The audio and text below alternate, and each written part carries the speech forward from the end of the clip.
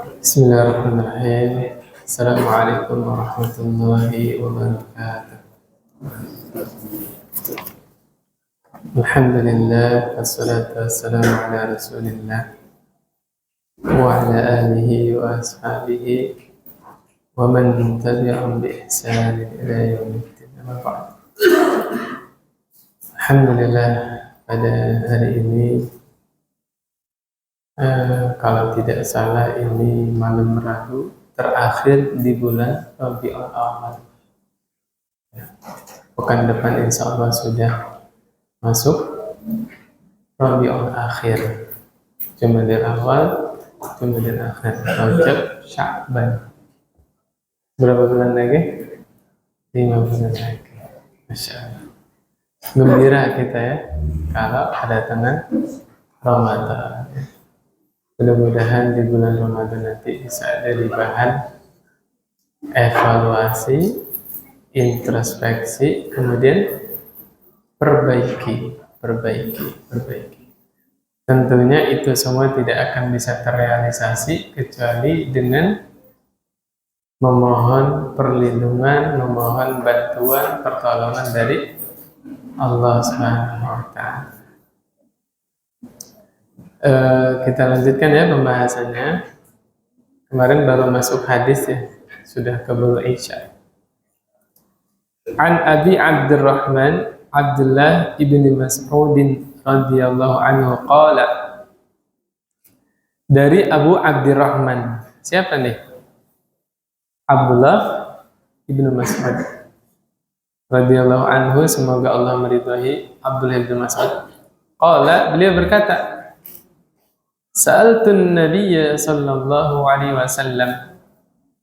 Nah, ini yang nanya ke Nabi siapa? Abdullah bin Mas'ud. Apa pertanyaannya? Ayyul amal ahabbu ila Allah ta'ala. Masya Allah. Sahabat tuh kalau nanya ke Nabi langsung ke intinya. Yang paling.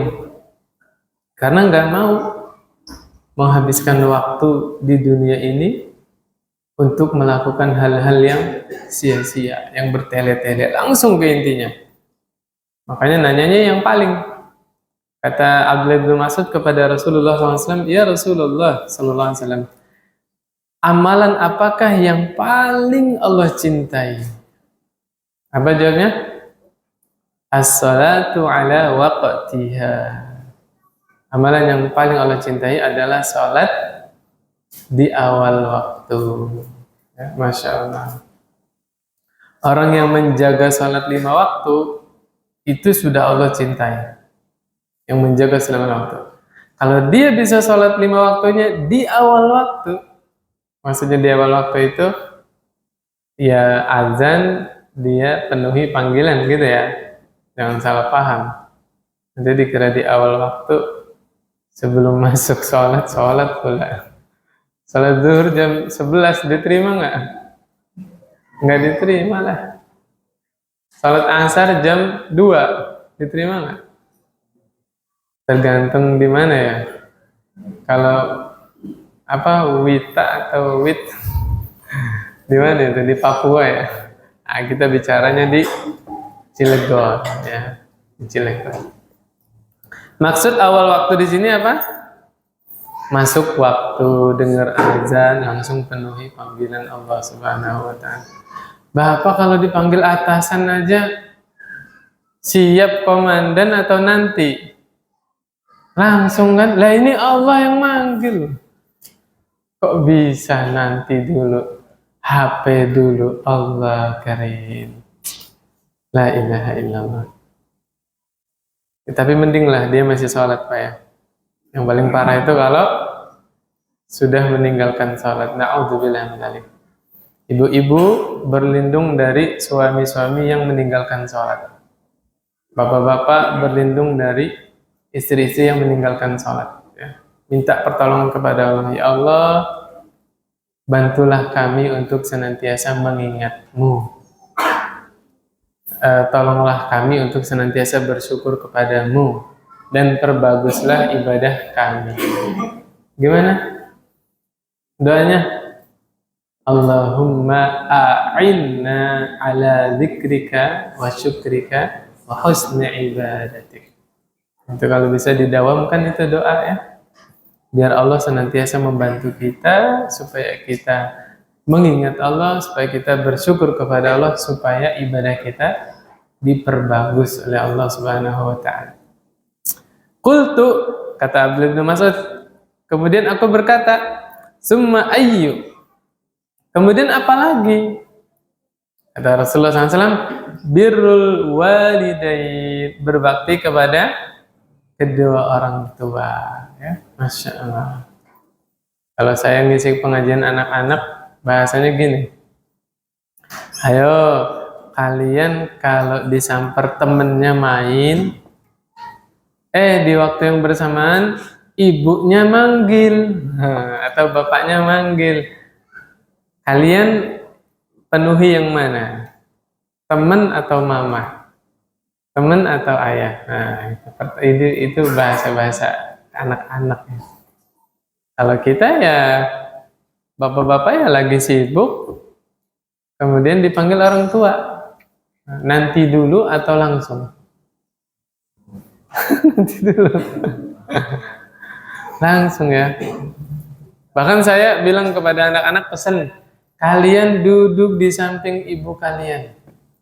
Kalian duduk di samping ayah kalian. Jangan sampai ibu kalian teriak-teriak. Ya. Saya ajarin ke anak-anak kalau pengajian anak-anak ya. Bapak-bapak kan udah bukan anak-anak lagi.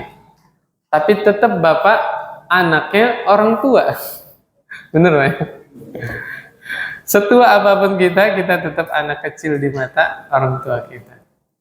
Maka saya bilang ke anak-anak, kalian datang ke ibu kalian atau ke bapak kalian, bilang, Mama, apa yang bisa saya bantu? Waduh, itu udahlah bahagia itu orang tuanya ya, Masya Allah. Anak-anak yang demikian, subhanallah. Berarti bapak ibu yang dirahmati Allah Subhanahu Wa Taala, jangan nunggu ditelepon orang tuanya, jangan nunggu diminta datang sama orang tuanya. Sebelum mereka mengabari, sebelum mereka minta bapak ibu pulang. Saya punya temen ya di sana tuh, nggak usah sebut daerahnya lah ya. Masya Allah beliau punya orang tua di Cepu. Tahu Cepu? Cepu itu bukan penyelidik ya, bukan. Nama daerah itu Jawa apa itu? Jawa Tengah, Jawa Timur, Jawa Tengah. Panasnya nggak kalah sama Cilegon, karena ada migas di sana ya. Subhanallah Pak, cerita sama saya, beliau pulang ke Cepu setiap bulan, Masya Allah.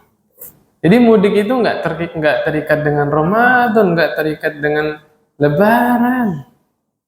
Semakin sering kita bisa mengunjungi orang tua, maka semakin baik, ya, Masya Allah. Orang tuanya senang loh Pak, ya. Bahasa kita nih, kita udah jadi orang tua Pak ya. Anak itu datang aja, nggak usah bawa apa-apa, udah hatinya lega, Masya Allah. Iya, maksudnya gini, nggak bawa apa-apa aja, hatinya udah lega, apalagi bawa apa-apa gitu. Jangan salah paham lagi ya. Oh, lebih lega lagi hatinya, Masya Allah ya. Nih, punten nih Pak, Bapak transfer uang ke orang tua. Ibu, ini buat beli sabun. Ya, ditransfer uang nih. Sama bapak beli sabun di sini, bawa sabunnya ke sana. Sama apa beda, Pak? Beda. Lebih senang yang mana, Pak? Dua-duanya, Pak. Ditransfer iya, bawa sabun iya. Semuanya itu lebih senang lagi orang tua ya, Masya Allah.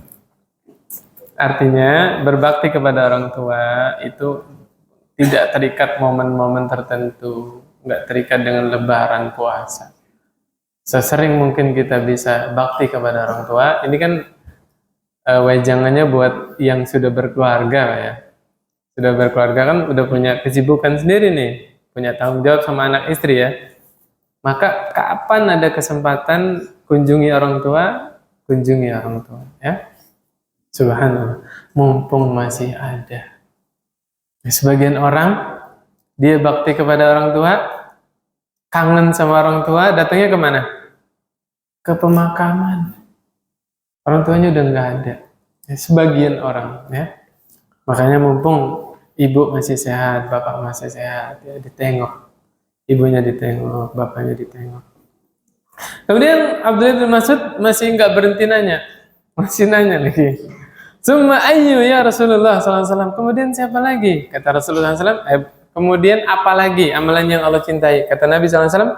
Al-jihadu fi sabilillah. Jihad di jalan Allah. Berarti amalan yang paling Allah cintai menurut hadis yang diriwayatkan oleh Ibnu Mas'ud apa aja?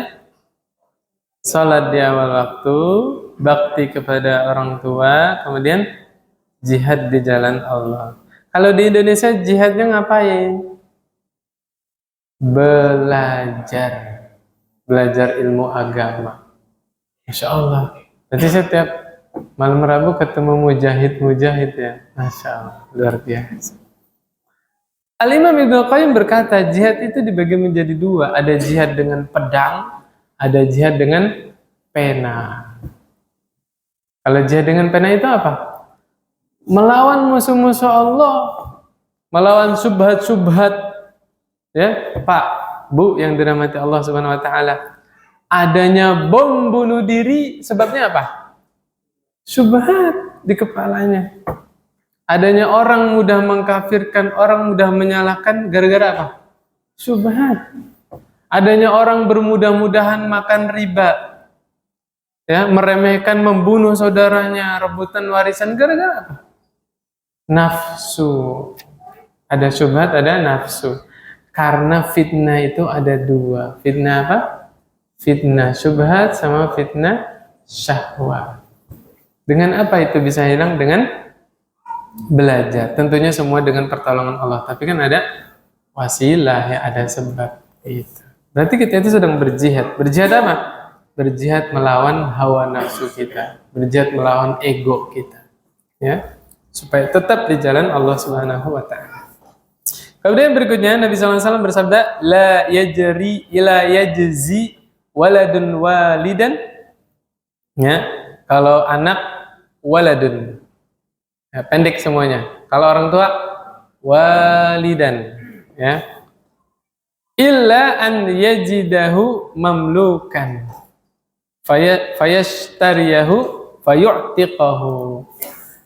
Selamanya anak itu nggak bakal bisa membalas budi kepada orang tuanya, nggak bisa. Apalagi sekarang, saya katakan selamanya. Cuman ada satu amalan yang bisa menyaingi kebaikan orang tua kepada anaknya. Apa? Memerdekakan orang tuanya yang jadi budak. Ya, pertanyaannya, sekarang ada perbudakan? Gak ada.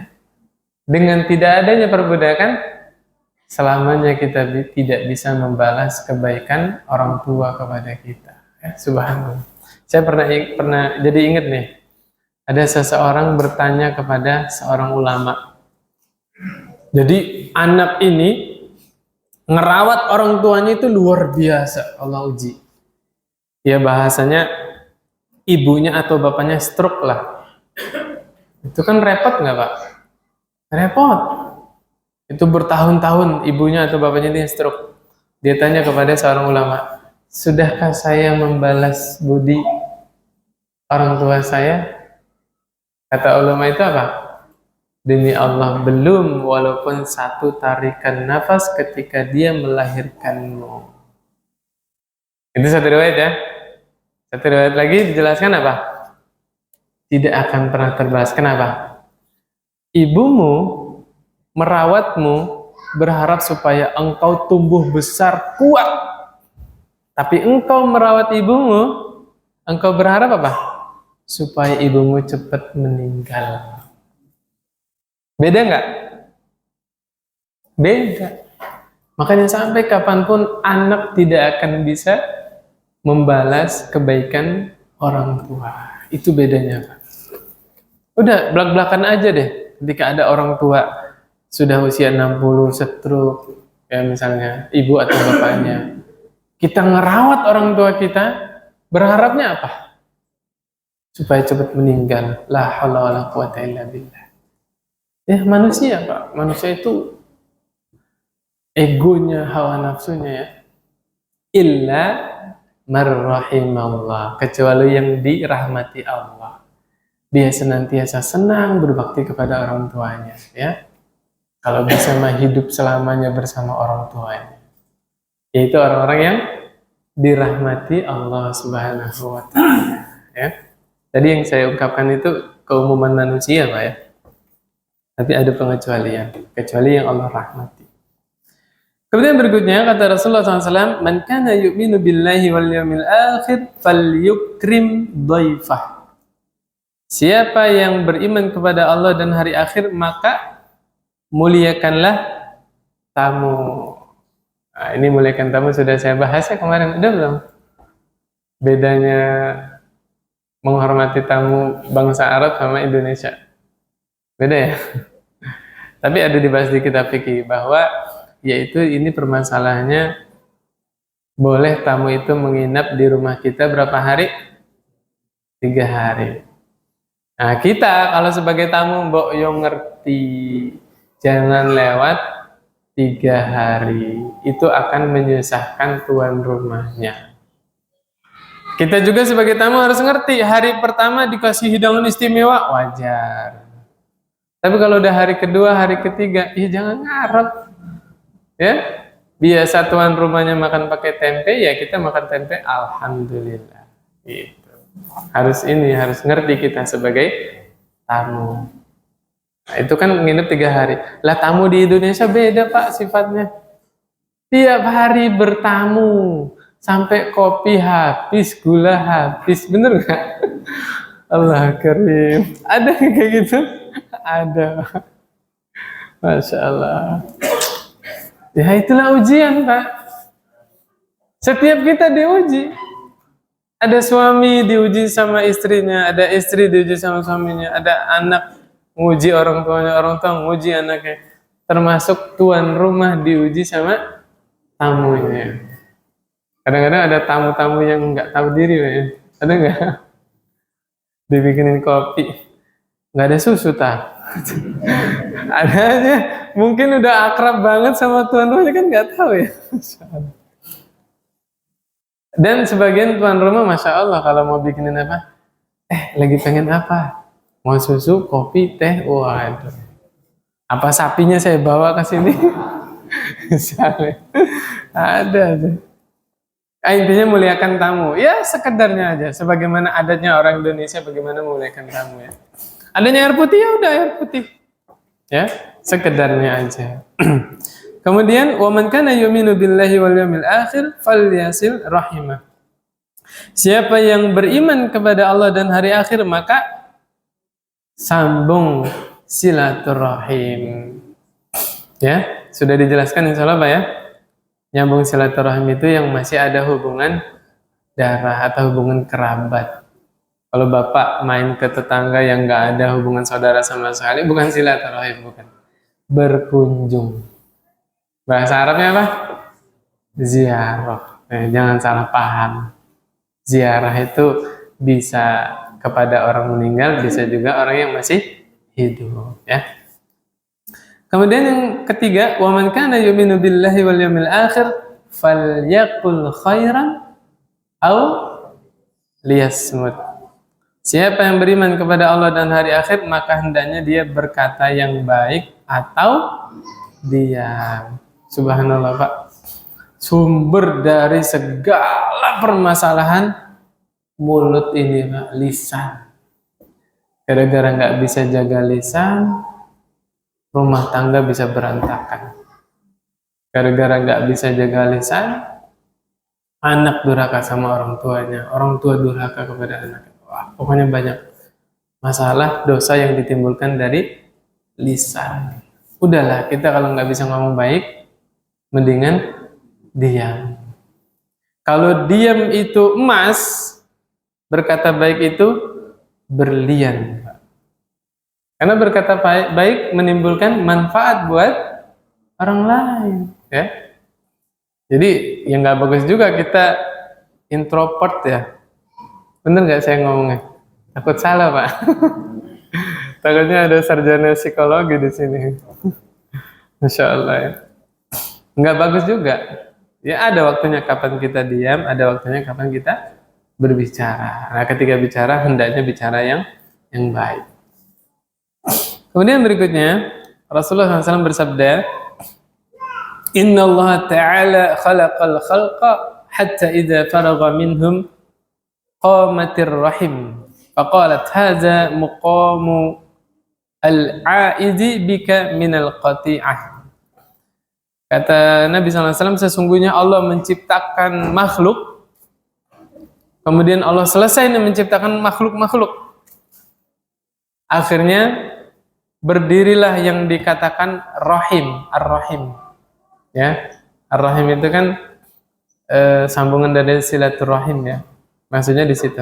Rahim di sini adalah silaturahim. Maka ar-rahim tadi berkata, "Hadza muqamul 'aiz bika minal qati'ah." Ini adalah kedudukan orang-orang yang berlindung kepadamu dari putusnya silaturahim. Kata Allah Subhanahu wa taala, "Na'am. Amma tardina an asila man wasalaki wa aqta'a man qata'aki." Allah bilang kepada Ar-Rahim tadi, silaturahim tadi, apakah engkau ridho aku akan menyambung orang-orang yang menyambung silaturahim dan aku akan memutus orang-orang yang memutus silaturahim? Maka Ar-Rahim tadi bilang, bala, naam, aku ridho, kata Rahim tadi. Maka kata Allah Subhanahu wa taala, fadzalika laki, maka itulah ketentuan untukmu. Maka Nabi SAW memerintahkan para sahabatnya, iqra'u in syi'tum. Suruh ngapain, Pak? Baca Quran, Pak. Yaitu surah Muhammad ayat 22 ayat 23. Kata Allah Subhanahu wa taala, "Fahal 'asaitum in tawallaitum an tufsidu fil ardi wa tuqatti'u arhamakum?" Jika engkau menguasai sebuah negeri, apakah kalian, ini kalian ya, apabila kalian menguasai sebuah negeri, apakah kalian akan membuat kerusakan di muka bumi itu, atau kalian memutuskan tali silaturahim? Apa kata Allah? Ulaikal ladzina la'anahumullah. Mereka itu adalah orang-orang yang dilaknat oleh Allah. Siapa? Yang membuat kerusakan dan memutus silaturahim. Fa'asammahum, dan Allah akan bikin telinganya tuli. Na'udzubillah min dzalik. Wa'ma absarahum, dan Allah akan bikin matanya buta, ya. Na'udzubillah min dzalik. Jangan salah paham, Pak. Membuat kerusakan di atas muka bumi itu maksudnya apa? Berbuat syirik. Nah, ini kadang-kadang kita kalau nggak lihat tafsir nggak tahu maknanya apa. Bapak lihat orang kafir yang Allah ceritakan di dalam surah Al-Baqarah, ya. Orang kafir nih, ya, orang munafik. Ala innahum humul mufsiduna walakin la yash'urun. Ketahuilah sesungguhnya mereka itu perusak, mufsidun, tapi mereka tidak sadar. Orang munafik, Pak. Kalau dilihat orang-orang munafik, orang kafir, orang musyrik di muka bumi ini bangun apa ngerusak bumi, Pak? Bangun. Ya kan? Bangun gedung-gedung, teknologi yang canggih, subhanallah. Membangun dunia kan? Terus maksud ayat ini apa? Mufsidun, perusak. Yaitu merusak akidah, berbuat kesyirikan. Percuma, Pak, punya uang 3 miliar kalau masih nyembah batu. Iya nggak, Pak? Punya uang 10 miliar masih bergantung sama jimat. Percuma. Ya. Nyembah manusia, nyembah hawa nafsunya, ya. La haula wala quwwata illa billah. Percuma. Karena orang yang paling beruntung itu adalah orang yang mati di atas iman. Wala tamutunna illa wa antum muslimun. Dan janganlah kalian mati kecuali di atas Islam, dalam keadaan muslim. Kemudian Nabi SAW bersabda, ini dari hadisnya riwayat Abdullah bin Mas'ud, ya, dari tadi, ya, subhanallah. Abdullah bin Mas'ud cerita, ja'a rajulun ila Rasulillah sallallahu alaihi wasallam faqala, ya Rasulullah, man ahaqqun nasi bi husni sahabati.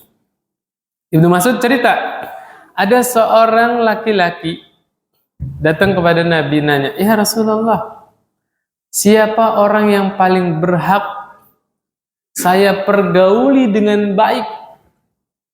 Bahasanya gini, siapa orang yang paling berhak menerima kebaikan saya? Nah, gitu bahasanya ya. Kata Nabi SAW, ummuk. Apa artinya? Ibumu. Orang tadi nanya lagi, summaman. Setelah ibu, siapa lagi? Ummuk. Ibumu. Summaman. Kemudian siapa lagi? Ummuk. Ibumu. Summaman. Abak. Summa adna. Summa adnaka wa adnaka. Kemudian bapakmu, kemudian orang-orang terdekatmu. Masya Allah, Pak.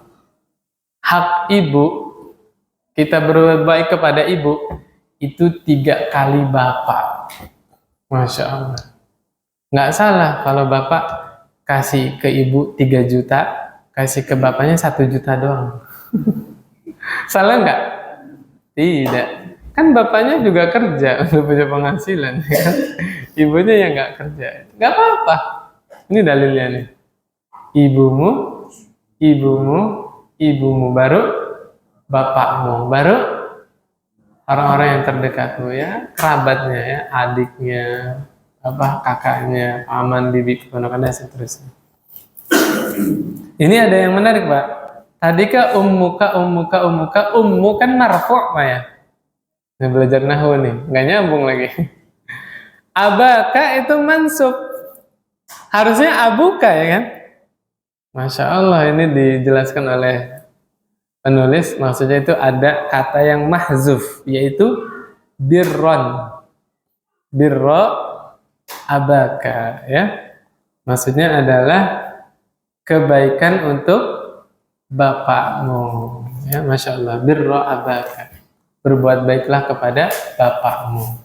Di dalam riwayat lain dijelaskan abuka. Kemudian bapakmu itu dalam keadaan marfu'. Penasaran belajar bahasa Arab, Pak? Apa sih marfu', mansub, apa sih nggak jelas? Yang nggak jelas orang nggak belajar. Coba belajar baru ngerti. Gitu Pak ya. Kemudian berikutnya Nabi SAW bersabda, "Roghima anfu, summa roghima anfu, summa roghima anfu." Didoakan kecelakaan sama Nabi. Sungguh rugi sampai 3 kali Pak. Siapa orang yang rugi? Man adraka abawaihi indal kibar, yaitu seseorang yang mendapati kedua orang tuanya sepuh, senior Pak. Bapak-bapak, ibu-ibu kalau dibilang tua nggak mau, senengnya dibilang senior ya, udah sepuh gitu ya. Kalau dibilang udah tua marah dia. Ya, aukilahum ahaduhuma aukilahuma. Ini anak, 2 orang tuanya masih hidup atau salah satunya, bapaknya atau ibunya masih hidup. Falam yadkhulil jannah, tapi anak ini sama sekali tidak masuk surga. Na'udzubillah. Apa maksudnya? Orang tua itu adalah pintu surga yang paling tengah. Terserah mau engkau manfaatkan itu pintu itu atau engkau sia-siakan. Itu maksudnya. Ibu bapak mau cepat masuk surga, udahlah bakti sama orang tua Pak. Insya Allah surga. Tapi kalau kita menyia-nyiakan orang tua kita, kata Nabi tadi, lam yadkhulul jannah, tidak akan masuk surga Allah. Makanya nggak salah kalau dibilang surga ada di bawah telapak kaki ibu, nggak salah. Karena memang orang tua itu pintu masuk surga. Lah kok nggak dibilang surga di bawah telapak kaki bapak? Kenapa? Ya itu mah kiasan ya. Kewajiban kita bakti kepada orang tua itu ya kedua-duanya. Bakti kepada ibu juga bakti kepada bapak ya. Subhanallah. Kemudian yang berikutnya, nah ini, bapak selama ini memahami silaturahim itu gimana Pak? Ada waktu main ke tempat kakak gitu ya? Lah kalau lagi bermasalah sama kakak gimana? Ya nggak main gitu. Kenapa biasanya main ke tempat mbakmu kok sekarang lagi ada masalah? Lah justru lagi ada masalah itu main. Itulah yang disebut menyambung silaturahim. Nih, seorang sahabat nanya kepada Rasul, "Ya Rasulullah sallallahu alaihi wasallam, innali qarabatan asiluhum wa yaqta'uni." Saya itu nyambung silaturahim tapi mereka tuh mutusin silaturahim. Biasanya yang baru ngaji, ya, gara-gara melihara jenggot, saudaranya benci. Ada? Ada. Gara-gara kakinya cingkrang. Celananya, kakinya cingkrang, jinjit-jinjit. Celananya cingkrang, dimusuhin sama saudaranya. Ya, nih. Wa uhsinu ilaihim wa yusi'una ilaih. Saya berbuat baik, dia jahat sama saya. Ya, mereka jahat sama saya. Wa ahlumu anhum wa yajhaluna alayya. Saya lemah lembut sama mereka, mereka malah pura-pura tidak tahu. Apa kata Nabi? La in kunta kama qulta. Kalau memang benar realitanya seperti apa yang engkau katakan, faka'annama tusiffuhumul mal. Maka engkau seakan-akan nyuapin abu panas kepada keluargamu. Ya, ini bukan tercela, maksudnya ya dosanya buat orang yang mutusin silaturahim. Dari mana? Nabi bela kalimat berikutnya, wala yazalu ma'aka minallahi zahirun alaihim ma dumta ala zalik. Akan senantiasa pertolongan Allah bersamamu selama engkau menyambung silaturahim.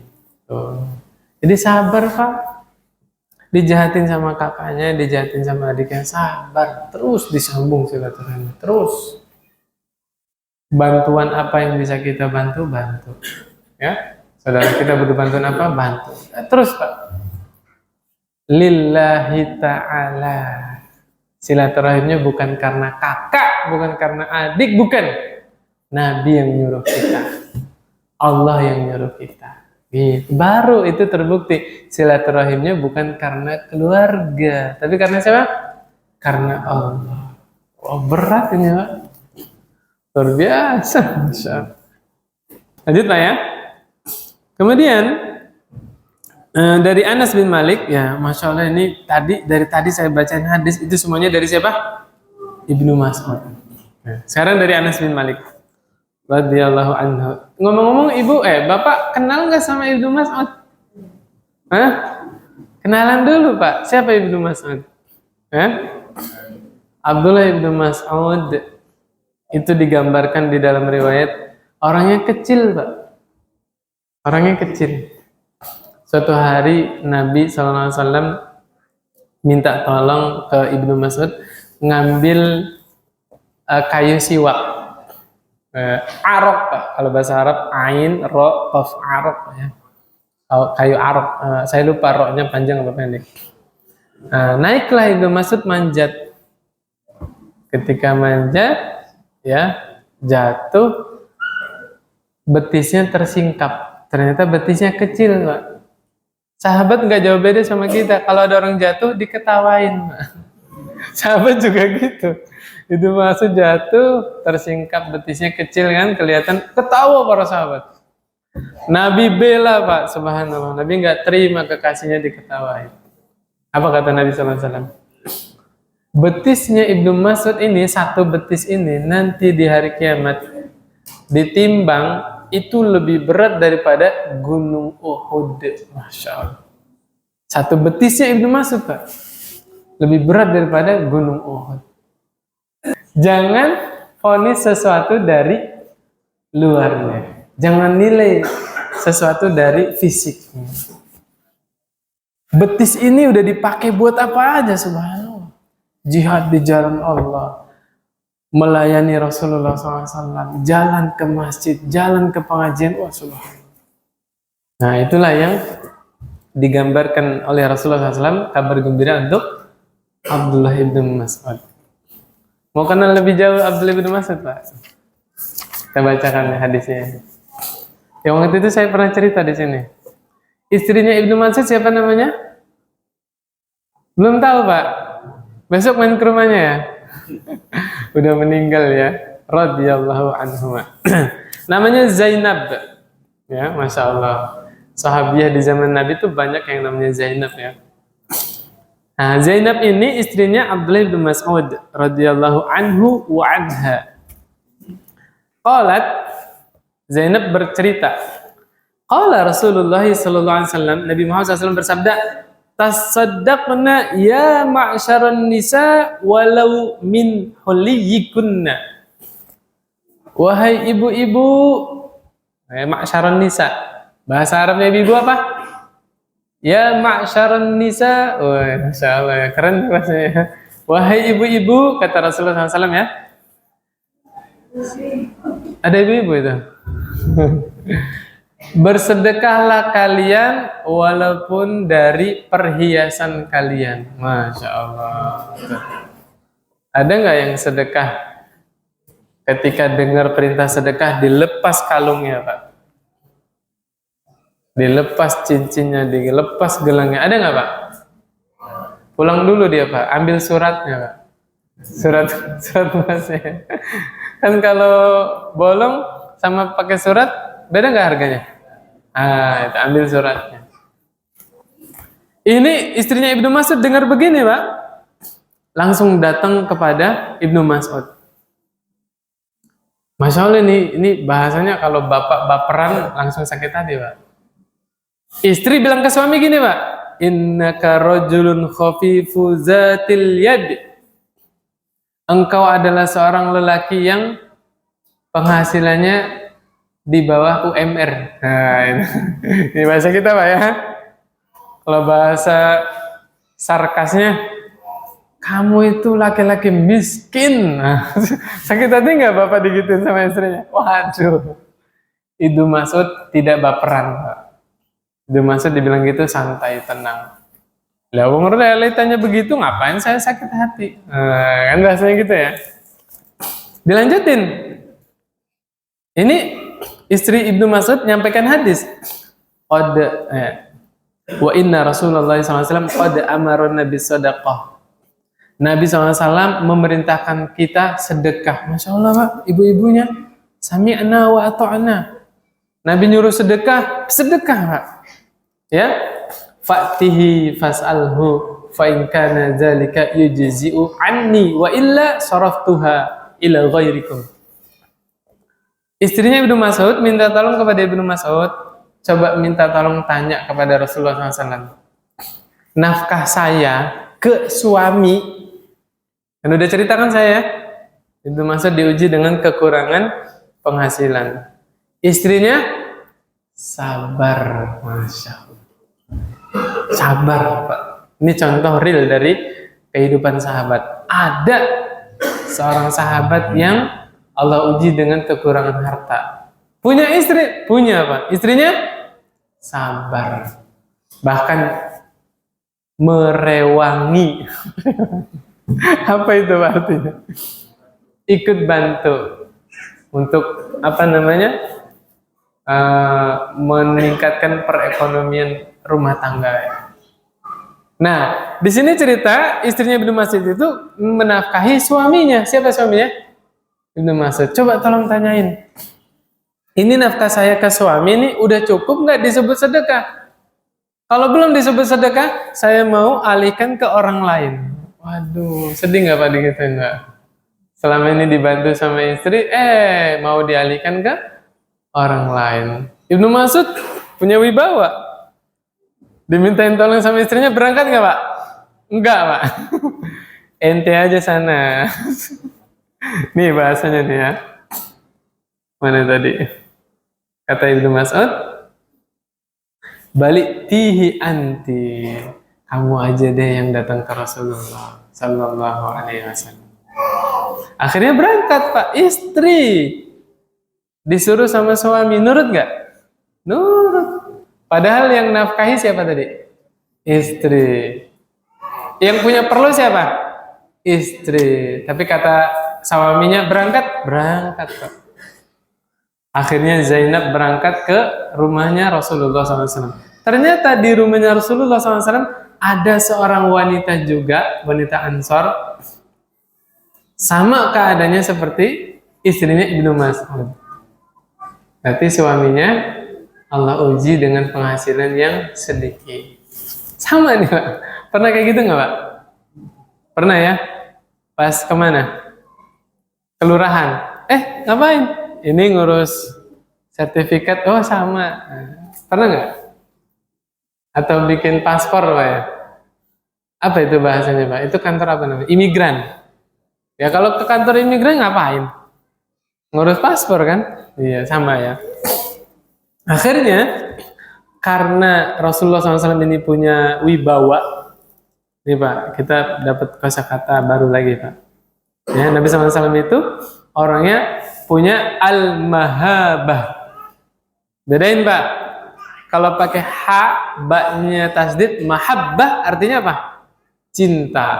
Ya, mahabbah kecintaan. Tapi kalau pakai ha, hanya panjang, al-mahabah artinya apa? Berwibawa.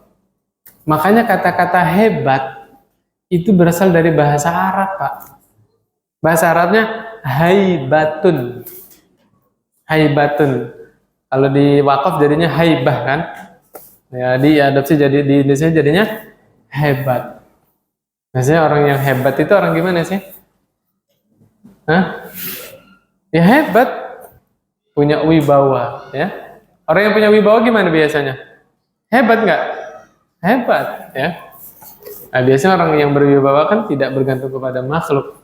Nah, berarti Bapak hebat kalau Bapak tidak bergantung kepada makhluk, baru hebat.